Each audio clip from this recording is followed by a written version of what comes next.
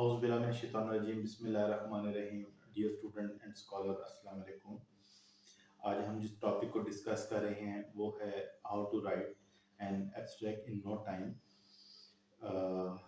मेरा नाम सैयद मुज़फ़्फ़र अब्बास है और एजुकेशन विद SGA चैनल अगर आपने लाइक और सब्सक्राइब नहीं किया तो काइंडली सबसे पहले चैनल को लाइक और सब्सक्राइब कर दें ताकि अपडेटेड वीडियोस से आप मुस्तफ़ीद हो सकें।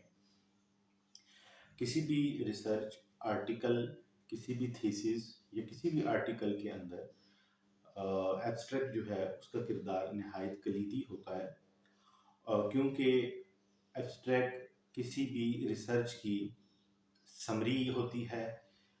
हर स्टेप, हर इंफॉर्मेशन जो है उसको आप राइट अप करते हैं अपने एब्स्ट्रैक्ट के अंदर। यानी एक कंप्लीट रिसर्च आर्टिकल, एक कंप्लीट रिसर्च थीसिस को पढ़ने के बजाय अगर आप एक अच्छा एब्स्ट्रैक्ट पढ़ लेते हैं उस आर्टिकल और थीसिस का, तो किसी भी न्यू रिसर्चर या किसी भी अच्छे रीडर को उस पूरे आर्टिकल के अंदर होने वाली तमाम चीज़ों के मतलब जो है वो आगाही मिल जाती है। इस प्रॉब्लम के सलूशन के लिए मैंने कुछ स्टेप्स जो हैं उसको तरतीब दिया है और वो टोटल स्टेप्स जो हैं वो 6 स्टेप्स हैं, जिसमें सबसे पहले हमारे पास जो पॉइंट आता है वो सिचुएशन है। सबसे पहले हम इन पॉइंट्स को गिन लेते हैं ताकि आगे उसको डिफाइन करते हुए हमें आसानी हो सके। सबसे पहले सिचुएशन की हम बात करेंगे, उसके बाद हम चैलेंज की बात करेंगे और चैलेंज जो है उसको अगर हम प्रॉब्लम आइडेंटिफिकेशन ऑफ प्रॉब्लम कहें तो वो भी मतलब उसका अल्टरनेट ही होगा। उसके बाद हमारे पास मेथोडोलॉजी होगी कि किसी भी रिसर्च को कंडक्ट करने के लिए हम कौन सी मेथोडोलॉजी यूज़ करेंगे। उसके बाद हमारे पास जो रिजल्ट्स और फाइंडिंग्स होंगी और फिर उसका इम्पैक्ट, जो फाइंडिंग्स हमारे यहाँ आई हैं उसका इम्पैक्ट क्या होगा और एंड में एक्शन, कॉल टू एक्शन होगा, यानी उसकी इम्प्लीमेंटेशन होगी। तो सबसे पहले हम बात करेंगे सिचुएशन की। सिचुएशन, कोई भी रिसर्चर जो है वो किसी सिचुएशन का एनालिसिस करता है सिचुएशनल एनालिसिस के ज़रिए, और सिचुएशन का एनालिसिस करने के लिए जो है वो कोई भी रिसर्चर जो है वो प्रीवियस स्टडीज़ और जो भी उसकी रिलेटेड फील्ड है उसके अंदर मौजूद प्रीवियस रिसर्च और जो भी तहकीकात हुई होती हैं, जो तहकीक हैं, जो रिलेटेड लिटरेचर जो है वो मौजूद होता है उसका मुताला करता है। तो ऐसी सिचुएशन में एक सिचुएशन को उसको फाइंड आउट करना जो है वो बहुत आसान हो जाता है। उसके बाद सेकंड पे आता है, जब आपने सिचुएशनल एनालिसिस कर लिया तो आइडेंटिफिकेशन ऑफ प्रॉब्लम जो है वो बहुत आसान हो जाती है। यानी आपने अपनी फील्ड को डिसाइड किया। यहाँ पे एरिया ऑफ इंटरेस्ट या एरिया ऑफ फील्ड का मतलब ये है कि आप किस डोमेन में काम कर रहे हैं। मसलन अगर हम एजुकेशन की बात करते हैं तो एजुकेशन के अंदर अर्ली चाइल्डहुड एक एरिया है, इसके बाद higher education, adult education, curriculum development, research and development, ये डिफरेंट एरियाज हैं। तो आप इन एरियाज में से किसी भी एक एरिया को डिलिमिट कर लेते हैं और आप अपना गोल सेट करते हैं कि आपने इस एरिया के अंदर काम करना है। अब उस एरिया के अंदर आप सिचुएशनल एनालिसिस करके कोई एक सिचुएशन जो है या एक प्रॉब्लम जो है उसको आइडेंटिफाई करते हैं। यानी आप अपनी उस फील्ड के अंदर ये देखने की कोशिश करते हैं कि ऐसे कौन से मसाइल हैं और प्रॉब्लम्स हैं जिनको फ़ौरन एड्रेस होने की ज़रूरत है। तो आप प्रायोरिटीज़ लिस्ट बना लेते हैं और उस लिस्ट के बिहाफ पे फिर आप अपनी रिसर्च जो है उसको कंडक्ट करते हैं। अब आपने अपना एक टॉपिक जो है उसको उसको फाइनल कर लिया। फाइनल करने के बाद उसको रिसर्च को कंडक्ट करने के लिए अब आपको कुछ मेथोडोलॉजीज़ जो हैं उसको भी अडॉप्ट करना पड़ेगा। मसलन रिसर्च की हम जब बात करते हैं तो क्वालिटेटिव रिसर्च है, क्वांटिटेटिव रिसर्च है, मिक्स मेथड रिसर्च हमने यूज़ की है। तो इस तरह आप डिसाइड करते हैं कि आप कौन सी रिसर्च जो है उसको यूज़ करेंगे और आपकी मेथोडोलॉजी में क्या होगा। मसलन डिस्क्रिप्टिव सर्वे रिसर्च आपने यूज़ की है, तो अब उस रिसर्च के अंदर आपने अपनी पॉपुलेशन जो थी उसको फाइंड आउट किया, मतलब आपने डिसाइड किया कि आपकी पॉपुलेशन क्या होगी।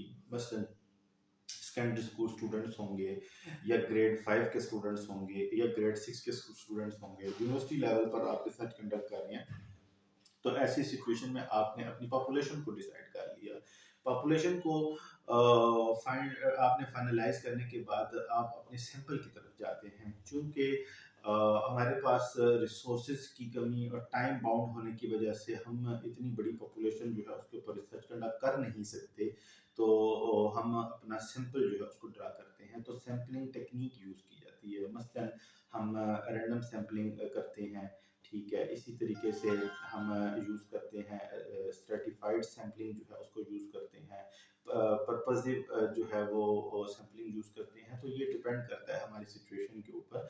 तो इस तरह एक सैंपल ड्रा करने के लिए एक सैंपलिंग टेक्निक का इस्तेमाल किया जाता है। तो मेथोडोलॉजी के पोर्शन में हम इस चीज़ को मेंशन करते हैं कि हमारे नंबर ऑफ पॉपुलेशन इतनी थी, हमने ये सैंपलिंग टेक्निक यूज़ करके ये सैंपल ड्रा किया है। इसके बाद हमने अपनी जो फाइंडिंग्स थी उसको मिल जाने के बाद हमने उसका स्टैटिस्टिकल एनालिसिस करना है। स्टैटिस्टिकल एनालिसिस करने के लिए भी हमने डिसाइड किया कि हमने डिस्क्रिप्टिव जो रिसर्च है उसको उसके उसके टूल्स को यूज़ करना है या हमें इन्फ्रेंशियल स्टैटिस्टिक जो है उसको यूज़ करना है। अब डिस्क्रिप्टिव स्टैटिस्टिकल टूल में हम देखेंगे कि हमारा मीन होता है, मीडियन है, मोड है, ज्योमेट्रिक मीन है, इस तरह की चीज़ें आ जाती हैं। जबकि हम अगर इन्फ्रेंशियल स्टैटिस्टिक में जाते हैं तो वहाँ टेस्ट आते हैं, टी टेस्ट आ जाता है, जी टेस्ट आ जाता है, काई स्क्वायर टेस्ट आ जाता है। इससे डिफरेंट टेस्ट जो है वो यूज़ किए जाते हैं। तो ये डिपेंड करते हैं आपकी नेचर ऑफ स्टडी के ऊपर कि आप किस किस्म की स्टडी कर रहे हैं। उसके बाद जो 4 स्टेप्स है हमारे पास, अब ये हमने मेथोडोलॉजी में ये सारी चीज़ें जो थी उसको एब्स्ट्रैक्ट के अंदर बड़ा शॉर्ट फॉर्म के अंदर लिख दिया है, हमने मेंशन कर दिया ताकि विद इन 2 लाइन्स 3 लाइन्स में हमें पता लग गया कि भई यहाँ पर मेथोडोलॉजी में ये इसका स्टडी की नेचर होगी, ये इसका स्टैटिस्टिकल लगने हैं और ये सैंपलिंग टेक्निक यूज़ होगी, ये पॉपुलेशन होगी, ये सैंपल ड्रा होगा।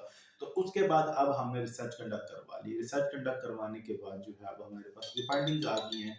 अब उन फाइंडिंग्स के ऊपर हम जब बात करेंगे तो हमारी जो मेन अहम फाइंडिंग्स होंगी जो कि डायरेक्ट लिंक करती हैं हमारी ऑब्जेक्टिव्स के साथ और हमारे मेन थीम के साथ, उसको हमने जो है वो राइट अप कर लिया। फाइंडिंग्स के ऊपर हमने बात कर ली। उसके बाद हमारी आ जाती है उसका इम्पैक्ट। ज़ाहिर सी बात है जब हम रिसर्च कंडक्ट करेंगे तो उसका एक इम्पैक्ट भी आएगा।